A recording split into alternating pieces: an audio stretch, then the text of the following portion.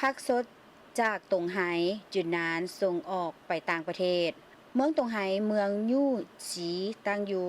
ทางภาคกลางของแขวงยูนานแม่นเขตผลิตผักเฉพาะเขตภูเพียงของยูนานและเป็นศูนย์จำหน่ายผักที่สำคัญแห่งหนึ่งอยู่ภาคตะวันตกเฉียงใต้ของจีนในปี 2025 เนื้อที่ปลูกพืชผักของเมืองตงไหบรรลุประมาณ 18,587 เฮกตาร์ได้รับผลผลิต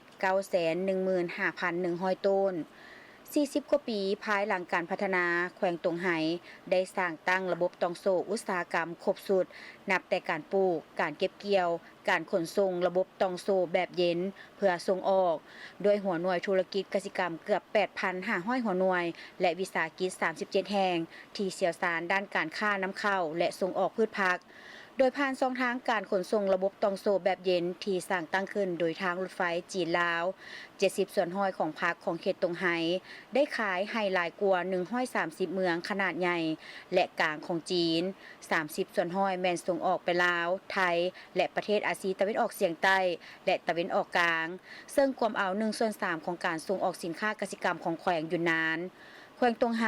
มีอากาศที่ร้อนอบอ้าวโดยมีอุณหภูมิเฉลี่ยประมาณ 15.6 องศาเซและระยะเวลาบ่มีอากาศหนาวเย็นเฮ็ดให้การปลูกพืชผักได้ประมาณ 4-5 รอบต่อปี การส่งออกส่งผลให้มีการผลิตและการขายสินค้าในตลอดปี มีการปลูกผักหลายกว่า30ชนิดหมุนเวียนกันรวมมีผักกาดจีนกะหล่ำปีดอกผักเทียมผักซีและผักกะนาได้ถูกปลูกในพืชหมุนเวียนอยู่ที่นี่ย้อนมีการปรับปรุงพื้นฐานโครงสร้างอย่างบ่หยุดยั้งการปลูกพืชผักและการคุ้มครองนำใช้เทคโนโลยีการชลประทานน้ำและฝุ่นบ่มแบบผสมผสานบรรลุการผลิตกสิกรรมแบบสุ่มและได้มาตรฐานการปลูกผักเป็นแหล่งรายรับต้นตอของชาวเกษตรกรท้องถิ่นเฮ็ดให้เขาเจ้ามีแรงบันดาลใจในการปลูกผัก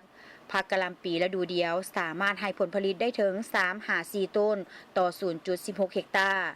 มีมูลค่าเกิน 10,000 หยวนต่อ 0.16 เฮกตาร์ด้วยเหตุนี้ครอบครัวชาวเกษตรกรจำนวนหลายจึงวุ่นกับเวียกอยู่ในสวนผักตลอดปีเพื่อให้ทันกับช่วงเวลาการปลูกฝังในแต่ละฤดูกาล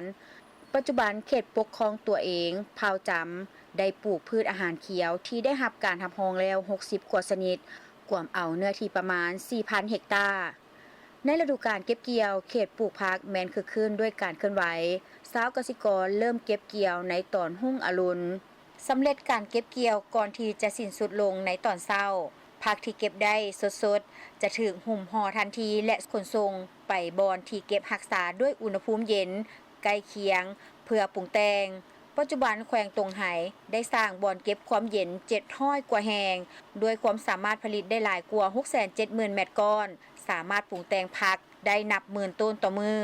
ในมือของการเก็บเกี่ยวผักจะถูกเก็บรักษาไว้ก่อนและเก็บรักษาไว้ในบ่อนที่เย็นก่อนที่จะเข้าสู่ขั้นตอนของการจัดเลี้ยงและหุ้มห่อคนงานจัดประเภทผักตามมาตรฐานส่งออกบรรจุผักที่ตอบสนองได้ตามความเรียกร้องต้องการเข้าในตู้ความเย็นรักษาอุณหภูมิขนส่งอุณหภูมิในช่วงฤดูร้อนสูงต้องการการขนส่งระบบตองโซ่ที่เย็นที่แข็งแรงเพื่อรับประกันผักรักษาความสดและคุณภาพของมันในระยะเวลาที่เดินทางในสุปีมมมานี่แขวงตงไหได้นำไส้รถไฟฟ้าจีนลาวทางรถไฟสากลคุนนิงบางกอกและทางรถไฟสากลจีนเวียดนามเพื่อสร้างระบบคมนาคมขนส่งผักจากโรงนาสู่ตาแสงในตัวเมืองทางภายในและต่างประเทศการขนส่งแบบควบคุมอุณหภูมิระหว่างประเทศผ่านทางรถไฟลาวจีนอย่างเป็นปกติได้เพิ่มประสิทธิภาพการขนส่งออกผักของเมืองตงไหและลดต้นทุนด้านการขนส่งการส่งออกผักจากเมืองตงไหไปยังอาซีตะวันออกเฉียงใต้ผ่านทางรถไฟลาวจีนบ่เพียงแต่เฮ็ดให้กระตาผักของประชาชนในท้องถิ่นมีความหลากหลายขึ้นกว่าเก่าแต่ยิ่งไปกว่านั้นมันได้สุกยูการหัวมือทั้งการค้าด้านกสิกรรมระหว่างยูนนานและบรรดาประเทศอาซีตะวันออกเฉียงใต้ผักจากเมืองตงไหได้ถูกขนส่งด้วยขบวนรถไฟขนส่งสินค้าแบบควบคุมอุณหภูมิของทางรถไฟลาวจีนโดยได้เดินทางผ่านด่านบอเต็นออกนอกประเทศจีนและมุ่งหน้าสู่นครหลวงเวียงจันทน์ผักเหล่านี้ส่วนหนึ่งแม่นสนองให้แก่ตลาดภายในลาว อีกส่วนหนึ่งจะถือขนส่งทางรถยนต์ไปยังบางกอกประเทศไทยมาเลเซียและประเทศอื่นๆภายใน3วันพวกมันจะกลายเป็นอาหารที่เลิศรสอยู่ถึงโต๊ะอาหารของประชาชนชาวอาซีตะวันออกเฉียงใต้